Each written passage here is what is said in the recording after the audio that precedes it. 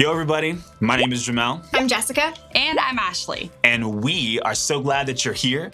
Jessica and Ashley are two of my good homies. And hopefully you're joined with your group and your group leader right now as you watch this video, because we're going to be listening and talking a lot with each other today. Now, if that just made you a little bit nervous, that's all right. The whole reason we have groups is to give you a place to discuss both the difficult and the happy parts of life in real, honest ways. Your group is a safe space to talk openly. So, my prayer today as we navigate a conversation about a serious and sensitive subject is that you will be mature enough to listen and brave enough to share in whatever way you feel comfortable. Today, in our groups, we're going to talk about suicide. So, let's start right now. Take a few minutes and talk through these questions with your group.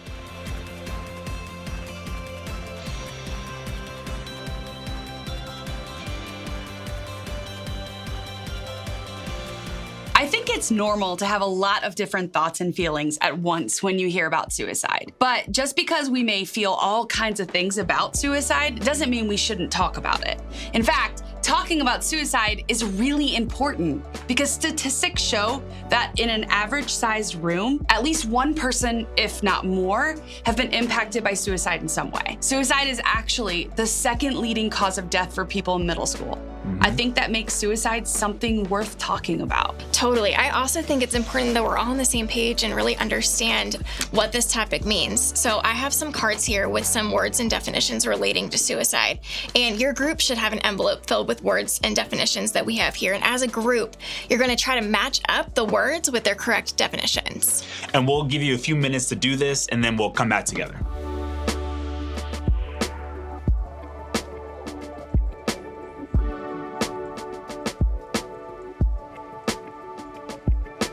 Okay, so how do you think you did? And we're gonna see how we did. Wanna start? Suicide, when someone ends their own life on purpose. Suicide attempt, when someone tries to end their life on purpose but doesn't succeed. Suicidal thoughts, when someone thinks about or considers ending their life.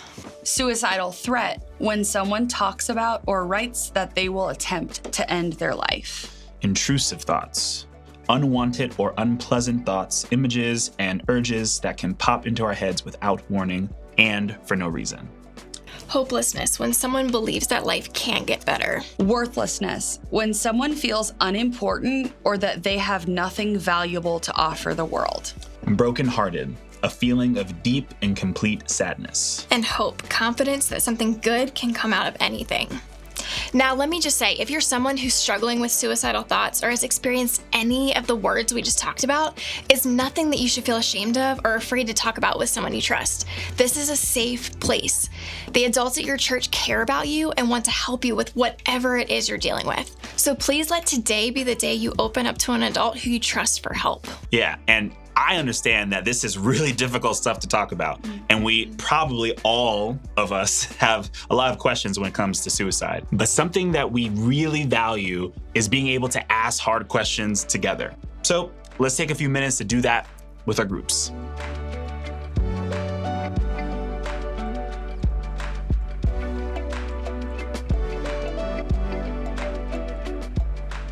Unfortunately, there are no simple answers for any of our questions. Often with suicide, we end up with more questions than answers, and that's part of what makes it so complicated to understand.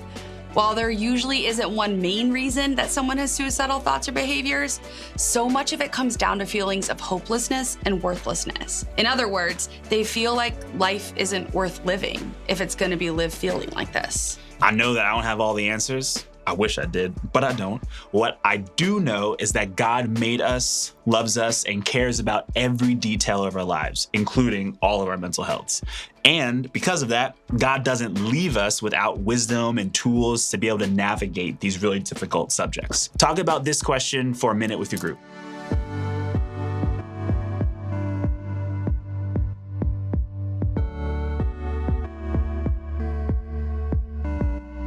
God really does care about what we're feeling. Thousands of years ago, there was a guy named David who walked through some really hard stuff in his life. I think we can learn a lot from him when it comes to conversations like the one we're having today. As a young boy, David wasn't really known for much of anything, but God had plans to make David king, which was a pretty big deal. Unfortunately, the actual king at the time, Saul, wasn't too happy when he heard God's plan. David was going to take Saul's place on the throne, and everyone was pumped about it. The people loved David, and that made Saul really jealous. So Saul made a bold decision. He ordered David to be killed. And when David found out about Saul's plan to have him murdered, David left everything and everyone that he knew to run away to safety, as that's what you do when someone's trying to murder you. He went to other kingdoms for help, but at every single turn, he was left to deal with it on his own. Eventually, David ended up hiding alone and afraid in a cave. Now, just imagine this with me for a few seconds. How do you guys think that David must have felt? Well, let's just among us, like what do you guys think David must have been feeling? I'd say lonely. Yeah. Alone in a cave, running away from someone trying to kill me. I'd be alone. Yeah. Terrified. Yeah. Yeah. Mm-hmm. Yeah, like every sound makes me jump. Yep. Yeah, I wouldn't like that at all. He went from being a beloved future king to a man running for his life, literally. He was alone, he'd been betrayed, he had no one to help him. I think if I had been David, I'd be feeling really lonely, depressed, and hopeless. Well, in his loneliness and hopelessness, here's what David actually wrote. The Lord is close to the brokenhearted.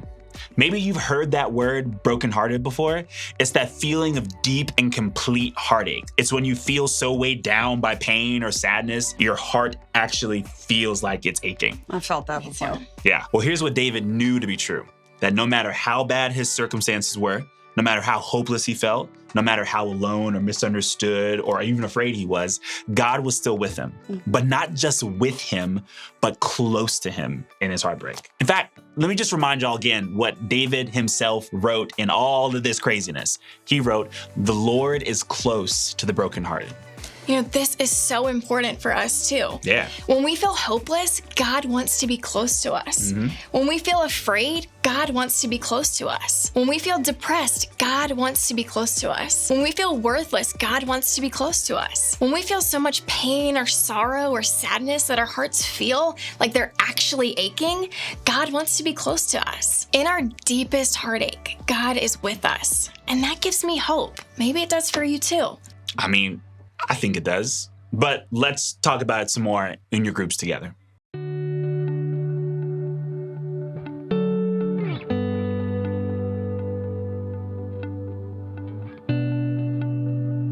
If we're being honest, even though we know God is with us, it doesn't always make us feel better. True. Finding comfort in God's presence can be really challenging when we feel hopeless and heartbroken. Simply knowing and believing God is near doesn't mean our circumstances get better or that those intrusive thoughts just stop or that our feelings suddenly change. And while God's presence with us is the most powerful tool we have to fight against feelings of hopelessness and worthlessness, I think it's important we be honest and say that it doesn't always change things in the way we want. That's why I think the next part of what David said is so very important. The Lord is close to the brokenhearted. He rescues those whose spirits are crushed. Turn to your groups and talk about this question before we move on.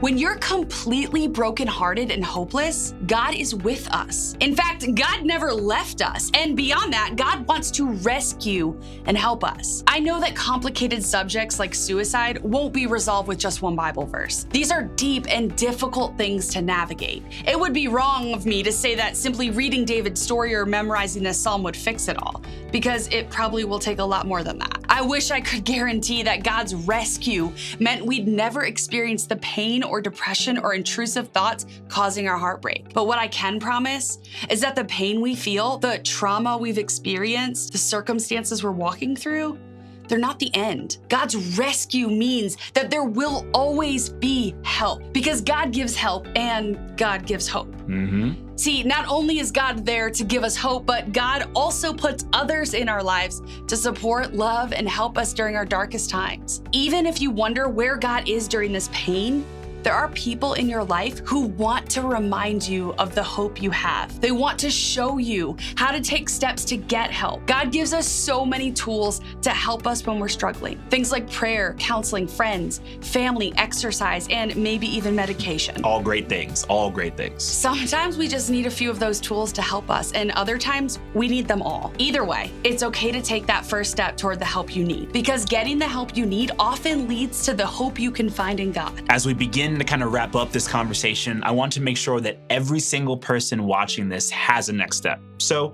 I want to take the time to talk specifically to a few groups of people. First, if you're struggling with suicidal thoughts, I want you to take a step towards help. Believe me when I tell you, this is one of the safest places that you can do that today. Here are just a few ways to start. First, identify your thoughts. Start by recognizing what unpleasant, intrusive, or suicidal thoughts that you're having. If you catch yourself repeatedly thinking about harming yourself or ending your life, you need to recognize that's not a healthy, helpful thought to keep thinking. While it's certainly nothing to be embarrassed about or ashamed of, I do want you to know that acting on those thoughts isn't the answer. Then, tell someone you trust. I know that opening up to someone about the hopelessness or worthlessness you may be experiencing can feel risky, and maybe it is. I also know that you're strong enough and brave enough to take that risk. See, in the same way that a person would see a doctor when they're physically sick or injured, people who are struggling with their mental health need the help of a professional to get through it too. And the first step to getting that help is telling a parent, a trusted friend, a small group leader, a church leader, a coach, a teacher, or a school counselor. Any adult who cares about you and wants what's best for you can find you the help and hope that you need. Before we move on, take some time with your group to talk through these questions.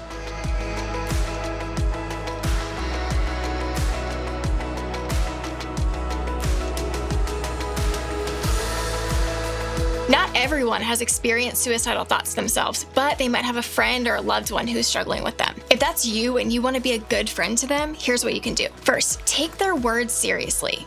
If someone shares that they're thinking of ending their own life, believe them. Sometimes the only way people know how to share these thoughts is by joking about them, so take whatever they share with you seriously. Next, talk to an adult you trust. If someone you know is suicidal, you have to talk to a trusted adult. Trusted adults are a way God provides help. Even if your friend asks you not to tell, it's important that you do speak up. And I understand that's a really hard position to be in as a friend, but it's the best way you can get them the help that they need. Remember, you aren't a counselor, so you shouldn't try to fix their problem on your own. You need to seek a trusted adult who can guide them to take the best steps to get help. Absolutely. And I want you to take a few minutes now to talk about these couple more questions with your group.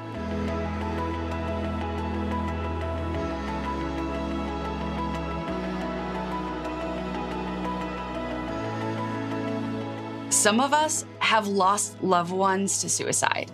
If that's you, I am so sorry for your loss. I'm sorry for the pain that you're feeling and the pain your loved one was feeling. I know that their story didn't end the way you hoped it would, and there are no words to make it better. I hope that these few things can offer you some comfort in the heartbreak you're feeling. First, know that it's not your fault. It's very normal to have feelings of guilt when someone close to you takes their life. No matter what you may be thinking or feeling, know the truth. It is not your fault. There's not a thing you could have done or said to change the outcome. Next, it's okay to have a lot of feelings. When you experience loss from suicide, there are so many emotions and feelings that go along with that tragedy. There's no right or wrong way to feel. No matter what emotions you experience, know that they're normal and okay to feel. Finally, talk with someone you trust. Sometimes it can be really healing to talk with someone about the person you lost, because even though your loved one may have died by suicide, they are so much more than that one decision. Talking about who they were and what you loved about them can help keep them in your thoughts in a positive way. Thank you so much for that, Ashley. And we'll throw it back to y'all again to take a few minutes to talk through these questions with your group.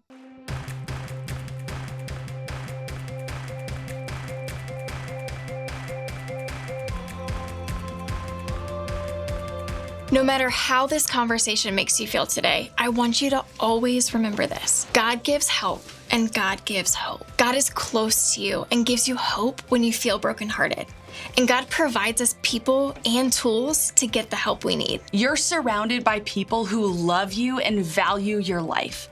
I know for a fact you have those people in your group. Your parents, the people you live with, your teachers, your coaches, your friends, and your group leader are those people too.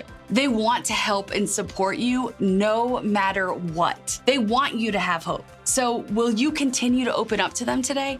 Maybe start right now by sharing with your group leader so they can support you as you take the steps you need toward help and hope in any situation. All three of us want to thank you for sticking with us through such a difficult conversation today. Like I said, we want your youth ministry to be a safe place to process what you're feeling because we care about you and we want what's best for you. I hope you felt that today.